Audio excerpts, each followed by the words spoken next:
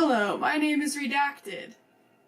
There's dust on the screen because I haven't used this in so long, it feels.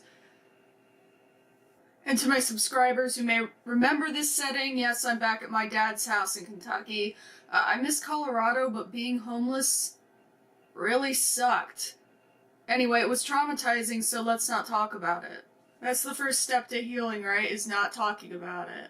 Because I had to go on some stupid little adventure. So context, when my original character, Elijah Papadopoulos, was a teenage boy, it would have been a few years set after his father abandoned him. He ended up working at one of his father's mall restaurants in Philadelphia in hopes of getting some kind of closure or maybe running into his dad. But by that point, his father was just so obnoxiously rich that he's like that man, working for a man you'll never meet, except that man is your dad and you have serious daddy issues. And he never figured out that his son was working for him as a food sample demonstrator as he was too rich for the mall. So that just made him feel even smaller. He's like, wow, I'm the black sheep of the family. I'm right there, and they don't even know I'm right here. And then, of course, the new Animal Crossing update came out, and there was all sorts of new furniture and stuff, so I decided to revisit the game. And what did I build in Elijah's backyard? The mall restaurant. I put it right in his backyard, hero. So he can start off his morning with a gyro every morning. I lost my Elgato, and I'm not sure where it went. My sister and I call each other and give us updates on what we're doing on our Animal Crossing island, and I was cackling about what I had done to Elijah when she said something truly life-changing that really made me think, why do I abuse my fictional characters like this? Why can't I just let them be happy? Even in a game like Animal Crossing, I can't let them be happy. I am the one who ruined Elijah's life. Not his father, not his stepmother or stepsister. Me, the author. But I can redeem myself. Absolutely. I can prove what a generous, kind writer I can be and give Elijah a childhood that's good. And right before my eyes was the perfect game in which I could give Elijah a life full of joy. The Sims 3. For those of you who follow me on Patreon and watch my other Sim gameplay videos, you may be a little bit wary of me right now. You might not really trust me. You may say, well, Sad Crow Man, your track record in The Sims, from what we've seen so far, you seem to like more chaotic challenges. Why should we trust you now? And yeah, in the past I have put my Sims into some pretty interesting situations, like stuffing 8 people who hate each other in a 2-bedroom house. But I know you love those videos because you keep watching them. But today, I will be giving Elijah a second lease on life. A chance at the happy-ish, perhaps as good as it can possibly be without me altering the characters too much. First, a potential spoiler warning for those of you who want to start the book with the soon-to-be-continued book Cry for the Devil instead of the upcoming book, which starts the story back where it begins, like way back when the story actually begins, like 1992. This is practically a historical novel at this point. There's just kind of a big plot twist in the middle of Cry for the Devil that's kind of apparent from the beginning of the reboot, or whatever you want to call it, probably not a reboot. And I don't really think it's necessary to enjoy the story, but if you like plot twists that are really shocking and maybe kind of gross, I think that's how I would describe this one. You might feel like you're missing out if you ever had any intention to read Cry for the Devil, and I know you didn't. Because no one read it, let's just be honest. So basically, if you have already read Cry for the Devil, you plan on restarting the series when I restart the series, or you're just like a normal person and you just don't give a shit about any of this and you just want to watch me torture some Sims, go ahead, watch this video. Or you can just add it to your watch later and then completely forget about it. I mean, free country. Or at least I hope you live in a free country. Also, I will not be censoring any spoilers in the comments section, because this book is like 2 years old now. If you haven't read it by now, I don't know what to tell you. It's archaic. Spoilers abound. Alright, let's open up with our characters. Context. We have Yorgos Constantino, CEO of a conglomerate company called Constantino Enterprises. Except they're going to start out poor. I'm not going to give them a bunch of simoleons to put them on par with the book, because I'm not cheating, unlike him. His girlfriend, life partner, whatever you want to call it, Tansy Papadopoulou, I actually had to make them married or else it wouldn't let them have a kid together. The Sims family tree logic was so simplistic in The Sims 3. It's probably still bad in The Sims 4. I don't know, I haven't played The Sims 4. But anyway, she's unstable, maybe not the nicest woman ever, but she still cares deeply about her son Elijah. Or at least I think she does. And then, of course, there's sweet babyface Elijah, and he's wearing a cool outfit because it's the 90s. And for fun, and because she probably would have been alive at this point in his life in the book series. Actually, yes, she definitely was alive in the early 90s. His that's Greek for grandmother, Agatha. I'll probably go back and forth between saying Agatha and Agatha because my great-grandmother was named Agatha. The different people pronounced her name differently, so, like, I have no hardwired way of pronouncing this name, but anyway. She is mean-spirited, hot-headed, and constantly nags everyone. Including her grandson, who she loves, but will not stop nagging to death. And I also made Simone, because this story wouldn't be complete without Simone. Context, Simone is the lead narrator of Madonna Be Red. She's like this 16-year-old overachiever from Australia who's attending an American college overseas. This college was originally just based off of one that's actually in Philadelphia, but that's one of the reasons I'm rebooting the series, is because I will probably get sued if I use their name in this book series because of the stuff that happens to Simone there. She kind of came out looking like Jeanette McCurdy at first, and I don't mean that as like an insult to Jeanette McCurdy, I just mean she like straight up looks like Jeanette McCurdy. The two main characters cross paths in the book series because Yorgos takes an inappropriate interest in the underage Simone. And as those of you who have already read Cry for the Devil already know, Simone is later sexually assaulted, and Yorgos marries her to cover this out-of-wedlock pregnancy, but we're going a little bit off of the book path to restart this, because that's kind of when Elijah's life really, really went to shit. So we're going back in time just a little bit before all that crap happens. We're gonna try to keep his family together. And because they're such great people, I'm sure things are gonna work out great for him. Now, no, I will not be encouraging any homewrecking on Georgie's part, but if it happens, it happens. I do have the Woohooer mod installed, and that sometimes makes them just kind of, without me commanding them to. So, if that happens, it happens. But Georgie will probably spend most of his time working, so MBD. Anyway, Elijah's childhood will proceed to last a little over 2 hours. Yaya and Tansy are constantly at each other's throats, and all either of them will cook is macaroni and cheese. Tansy was unable to be there for Elijah on his first day of school, as she was too busy having a nervous breakdown and checking to make sure that the sink was really, really off so it doesn't flood the bathroom while she spends the whole day watching TV.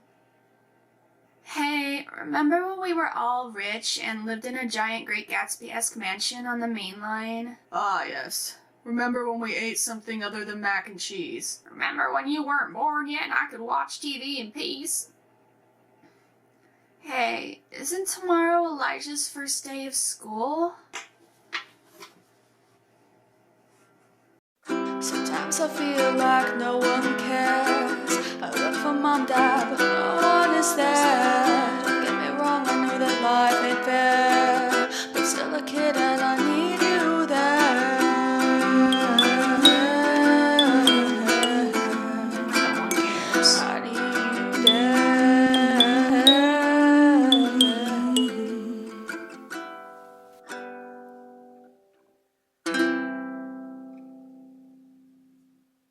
This video is sponsored by one of my favorite online services, Skillshare. Skillshare is an online learning community with thousands of inspiring classes for creators of any skill level. Explore new skills, deepen existing passions, and get lost in creativity. Skillshare has classes on a wide array of skill sets that creators need, such as productivity, graphic design, creative writing, web development, fine art, marketing, and so much more. Remember that 30-second song that seemed like a joke? Well, it was actually my class project for one of Skillshare's staff picks, Top Lining 101, Melody and Lyrics in Songwriting by Claire Dove. And it was also a joke with intentionally bad but very fitting lyrics. But that aside, I think the fact that I was able to create this with no formal music education other than, I guess, kinder music, that just goes to show you how much all of the Skillshare classes I've taken on music have taught me something. So I wanted to include this stupid music video here just to show you guys that you really can learn a new skill on Skillshare. Am I a great singer? No. But I'm improving, and you can thank Skillshare for the fact that your ears aren't bleeding right now.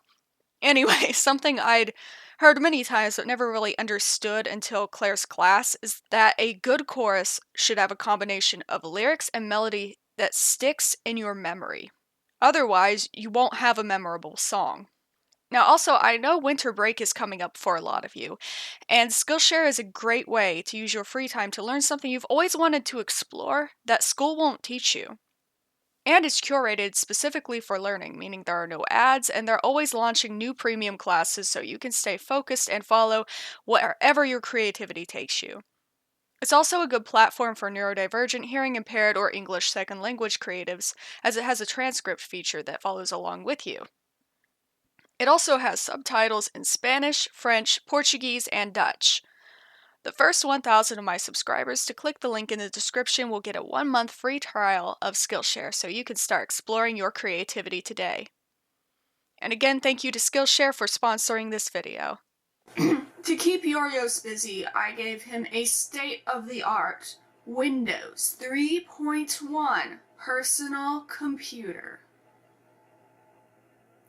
So basically, he has the evil trait, and in my last playthrough, the one that's going on my Patreon right now, you can see he, runs around the house constantly scaring people, and it's usually Whitney. For some reason, he won't stop harassing Whitney in that playthrough.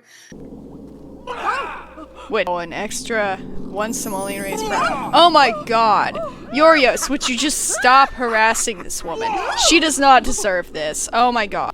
All anyone wants to do is scare. Come on, he's just sitting there staring at her work out. That's creepy as Seriously.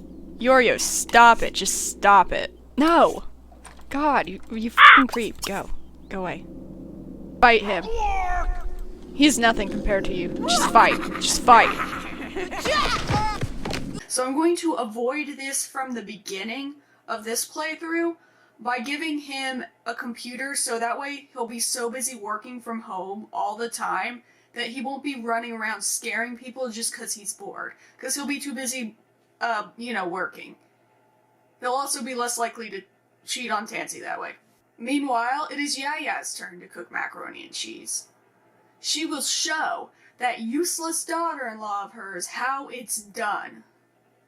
Take notes, couch potato. All Elijah wants to do is play chess. Alone. I mean, he'd prefer to have friends, but seems like he's giving up pretty fast. Yaya is undaunted by her previous failure with the mac and cheese, because Yaya's mac and cheese has a special ingredient. A kick of arsenic. Just kidding, just kidding. This time anyway. Ask her husband. Oh wait, you can't ask her husband. But not today, everything is wholesome because the only thing that died is Tansy's pride. Elijah so far is dead last in... No, he's not dead last. He's next to last in reward points. Yeah, he's last. But so far it's really only been 2 days of gameplay, so there's still chance for this to go up. So there's still time to prove that I'm not the problem, my characters are the problem. Agatha learned that Johnny has a partner? Who the fuck is Johnny? She's in a chat room looking for a new husband to give macaroni and cheese to, I guess. Tansy, now she's a good, wholesome mom. Pillow fighting with her son in the garage bedroom, and she rolled the want to buy him a treehouse. Oh. We'll just delete the spruce tree in the front yard to make room for it. I mean, who needs a spruce tree when they could have a clubhouse? What a loving mom.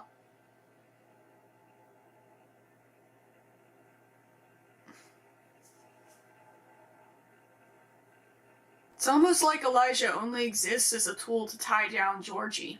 But the joke is on Tansy because Elijah is a clingy cockblock.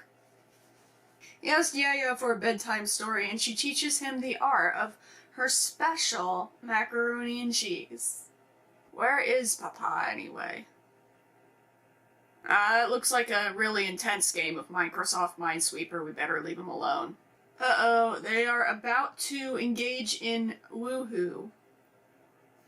But he is going to the bathroom, so hopefully he won't walk in on anything scarring happening in his, safe place, because that might actually traumatize him beyond belief. He really got the worst serving of macaroni and cheese on purpose. Like, I'm worried about this kid.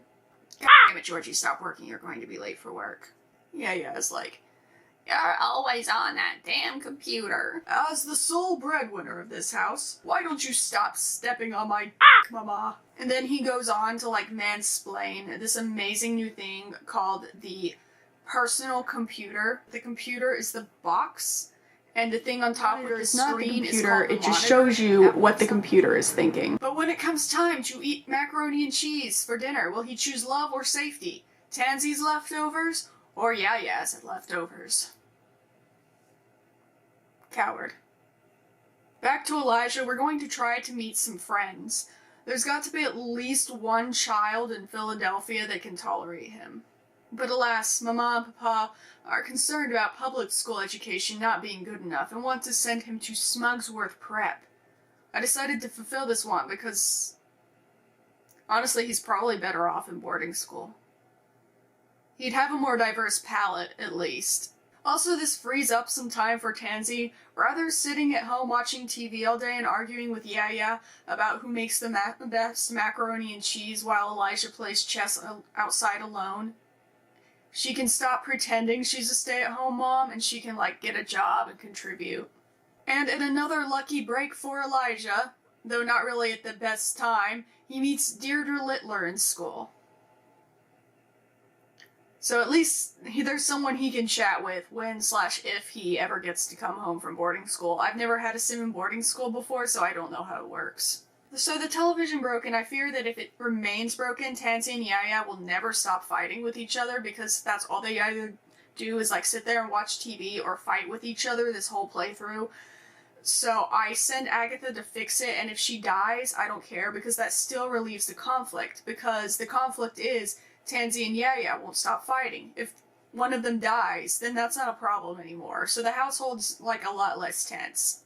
But look at this Christmas miracle, guys. Georgie is reading Elijah a bedtime story. I bet it's Where the Red Fern Grows. Elijah hasn't tried liquor yet, so he cries into a juice box and then storms off to sleep in his treehouse. Elijah is taken away in a limousine to Smugsworth Prep, where he will be taught that he should sit still and do his work, because he's better than everyone else, and oh my god, did I make a mistake? I think I made a mistake. Well, he's off to a better place, I'm sure.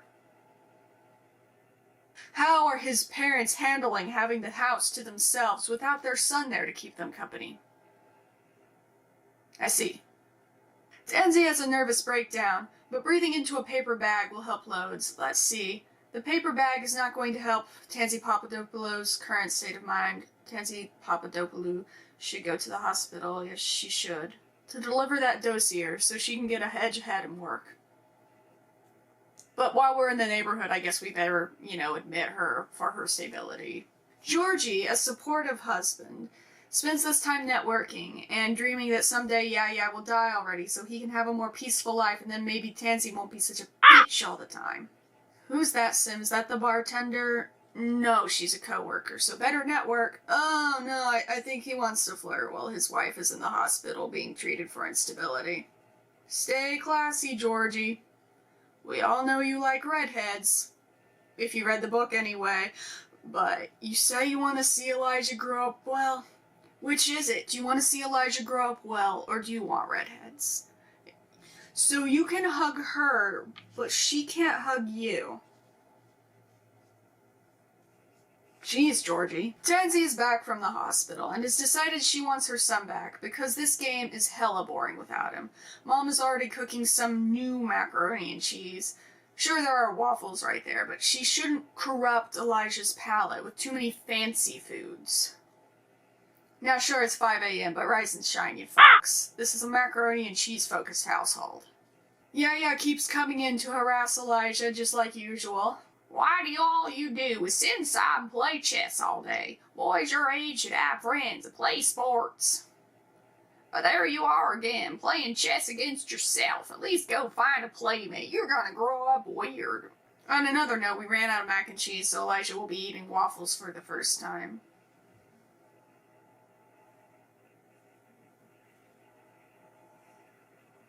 You know, I bet, his one and only acquaintance his age can fill his social meter without nagging him. Uh-oh.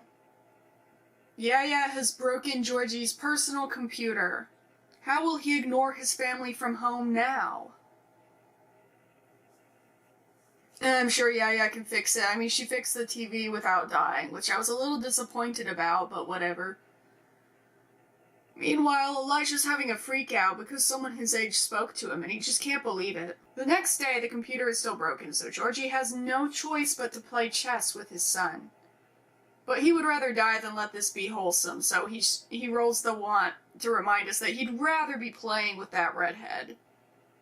Friday rolls around. I decide to let Elijah stay home from school, because he really only went twice, and today is his birthday anyway. Who needs school? I mean, what's the point in education when he'll probably just be a trust fund baby anyway? Meanwhile, Tansy turns around, happy to have her son back in... Wait a minute, that's not mac and cheese. Waffles were supposed to be a one-time thing. Okay, take deep breaths. It's not that big of a deal, really. It's just family tradition. And what is tradition? What is family? This isn't a family.